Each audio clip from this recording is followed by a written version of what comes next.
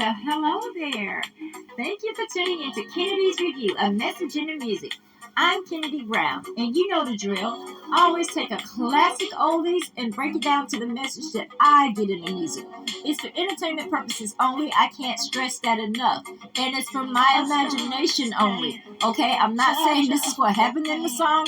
I'm just trying to have fun. And if you're here for fun, then come on in. Let's find the message in this music. Okay, right about now, I'm listening to that classic Miss Turner. Now, I'm going to tell you something about this song. Just say, for instance, I don't know if it's from the fact that I had 7 uncles on my mom's side, and I was raised in the house with 5 of them.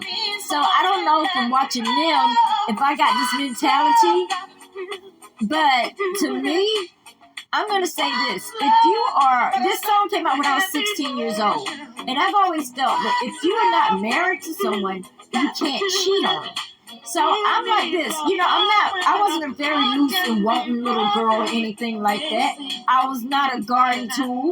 I was not dealing with Santa Claus on Christmas Eve. I was not a ho-ho minus a ho 1 or 2.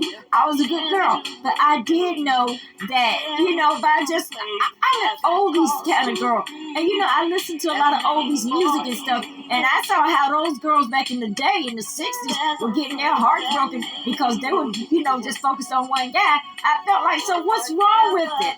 I mean, what's wrong? You don't sleep with everybody you date. I know I didn't. I don't give a damn what you think. I know what I did. Okay? And I did not. So I felt like this was wrong. I'm not going to call these guys by real names. But if I wanted to date Jeremy, I would have dated Jeremy. If I wanted to date Sammy, I would have dated Sammy.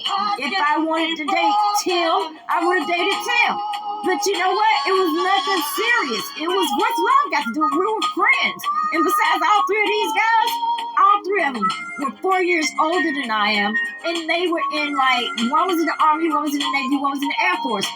So I felt like, while they were away, I was writing them. I was doing good for my country. Keeping them up in spirits and everything. But that's all it was. What's love got to do with it? That was not love. You see what I'm saying? A guy just telling you because, they think you look good. That's not love. You see what I'm saying? A guy who sits and just looks at you and just admires you for how you look, that's not love. So if they're not in it for love, why should I have been in it for love? I was too damn young to know what love was. I knew what life was. I knew what it was to have a crush on somebody. But back then, I was not putting myself in a grown woman's place to get messed up in a grown woman's situation by myself.